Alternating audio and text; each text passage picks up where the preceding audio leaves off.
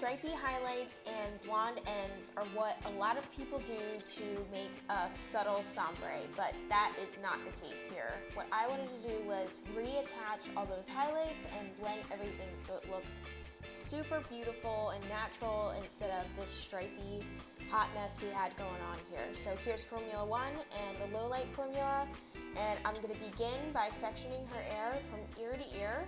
And I'm going to start by doing a baby light at the bottom of her hairline, just so that when she pulls her hair into a ponytail, it's going to look like she has those light, pretty baby lights underneath that look natural instead of just keeping that dark. So I start off with that, and now what I'm going to do is break that low light right there, just cover all of that, and add a little bit more depth underneath because I always think that looks pretty. And then I'm going to go into like a brickly pattern, and I'm going to pretty much balayage these the entire time. And what I'm using is that Schwarzkopf lightener. I love it for balayage. It's super, super moist, and it really moisturizes the hair, which is what I also love. I don't want to rinse bleach out and then all of a sudden their hair feels really dry. That's like a bad sign to me, and this is the complete opposite. It's super, super creamy and just feels really luxurious and keeps the hair super, super healthy. So I'm very, very, very happy with this lightener. And now what I'm doing with this comb is I'm brushing it through her ends. I want to make sure, because she does have very porous hair and her texture is really curly. It doesn't look super curly here, but it's like really curly in person. I just want to make sure it's completely saturated because I really want to try to pop out this kind of golden tone going on here, and she really didn't want to see it either. So brushing it through really quickly, make sure that I get complete saturation, and then I'm going to go back in and just create those V's really quickly. Why I also like brushing through the lightener is because it adds almost like a super baby light texture in the hair, which is really fun and easy to do if you need something like that. In her case, she has this band of, you can see the brassy orange. So when I do brush it through, that's gonna hit just the top layer of that brassy orange and pop it out a little, just enough so it creates a pretty palette for me to tone. So that's what I'm doing right here. And again, I'm gonna go right back over it and just add those really pretty, strong balayage lines so that I make sure I get those pretty highlights in there, the balayage highlights. And now what I'm doing, this is a new trick I learned recently. I add a low light in there with the 6GB, and I've really been loving 6GB. I think it's one of the best low light colors I've ever used. It's not too warm, it's not too cool. So give that a chance. It's from Shades EQ. And all you do to create that low light is just take a 1/4 inch section and just take your balayage board, put a little bit of that color on your brush because it is really liquidy, so be careful. You don't want it to drip anywhere. And just completely saturate that piece. And what I'm doing is pretty much like a bricklet pattern. I'm balayaging, then doing a low light. Balayaging, then doing a low light. Balayaging, then doing a low light.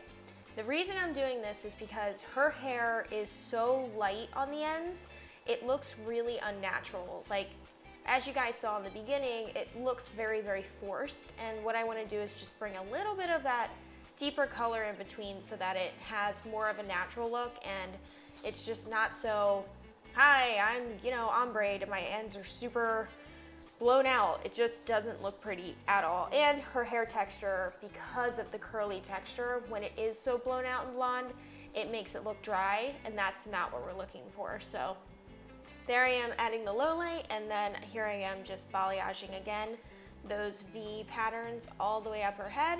And just make sure when you're doing the balayage toward the root, make it a little bit thinner at the root so that it looks nice and natural and blended out. You don't want to do super heavy lightener strokes at the top of the root. And as you can see here with my hands, I like to go through and pretty much just blend the lightener with my hands. It kind of adds the saturation into the hair and make sure everything is just fully coated. So I'm gonna keep doing that all the way up the back of the head, that bricklet pattern, and then I'm gonna show you the sides.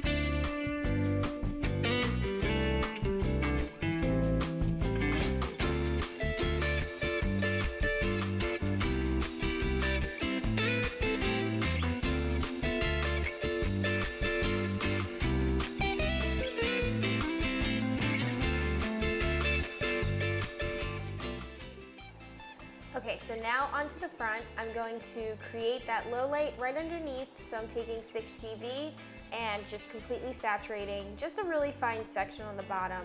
I personally think it looks better when lighter hair looks or lays on top of darker hair. I just think it pops more and everything just looks more dimensional and pretty. So that's why I'm doing that. And then same thing, I'm gonna go up the side of the head with those balayage V's, and make sure when you're doing these V's to really focus on the front. See where I'm focusing right now?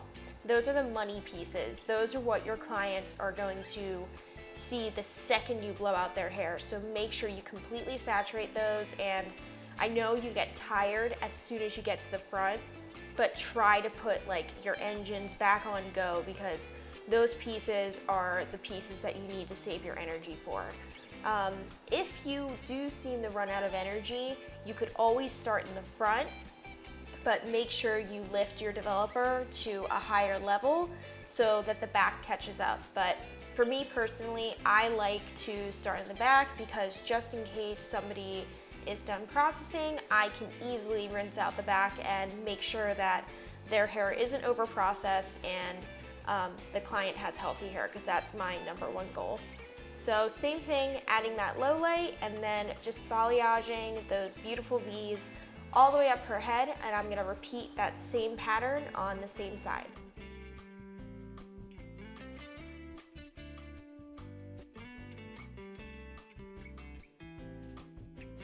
And again, as I said, the money piece, this is the real deal right here, right in the front. And what I like to do is take my lightener and feather up. See that little piece of lightener up at the top root? Make sure that's thinner when it goes up to the root. Otherwise, it looks really good to have that big, bright, poppy piece. That's been really huge lately, like the Sarah Jessica Parker look, where it's just that face frame highlight right in the front. So don't be afraid to lay it on thick right there, because again, that's what your client is gonna see first when they style their hair, and you wanna make sure you give them that face frame, that pop, because that's what starts the entire look for them.